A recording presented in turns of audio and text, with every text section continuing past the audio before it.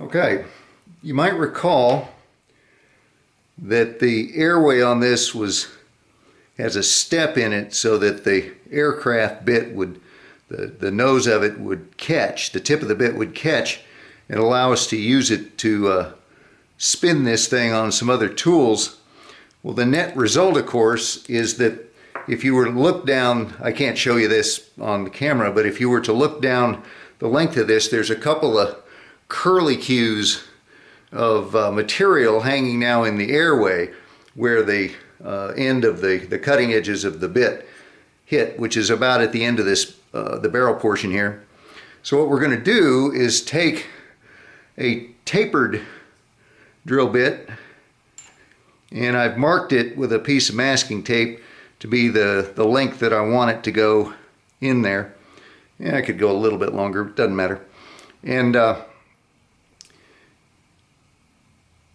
here's how the easiest way to do this, by doing it by hand. If you're to put this in a manual chuck and go after this, it jacks with your elbow, it's tedious, it's easy to get offline with it.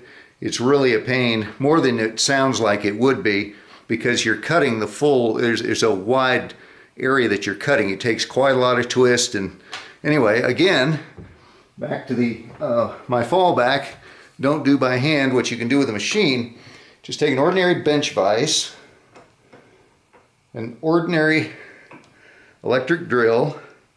Because we're going to be using it at low speed, it works best if you use a plug-in style as opposed to a cordless style. They have more torque. And let's see here.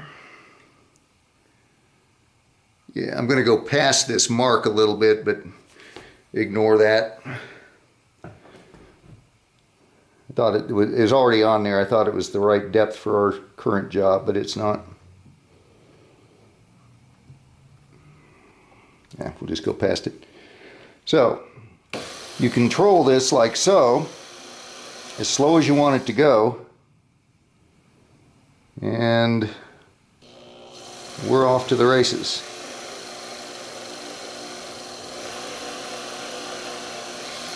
And let go of it, and you can see if you're approaching it squarely or not.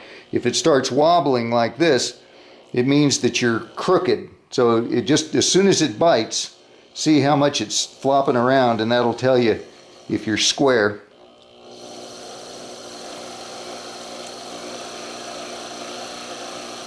And if your drill bits are sharp, you'll see it, even though we're going at low speed, you get ribbons of material. And then pull it off of there and clear the chip periodically.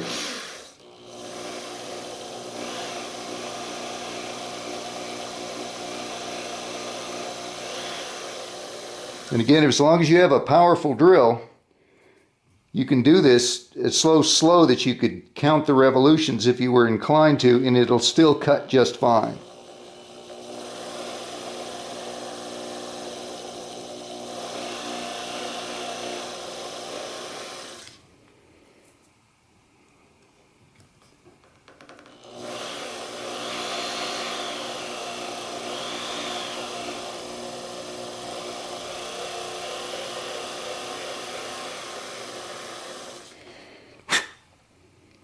And there we go. It is looking good. Okay, the final step of finishing off the airway, now that we've removed the debris from the step between the two different drill sizes, is to polish it. And that's the easiest way I know to polish it. You'll find people want to put a pipe cleaner on an electric drill and run it back and forth and so on. I guess it works, but this I think is probably faster, and it definitely is a much quicker way to polish the sides of the funnel. You just take a church warden length pipe cleaner, scrub it down with some red compound. I think it's called Jeweler's Rouge. thread the stem on tenon side down, funnel side up. Take your weak hand, stretch the pipe cleaner like a guitar string, and take your dominant hand and start running it up and down, and then do this number. You hold the thing tight and just run the stem up and down so that it follows the contour of the funnel. And after you do that like half a dozen times on each side, take it off and check, and finish off by just doing a few straight up and down. Now be careful with this. Don't get carried away, because there's, as always, there's no going back. And this stuff can be amazingly abrasive and can cut quickly in some stem materials, and you'll find you suddenly have trenched or put a groove in your airway that you didn't want.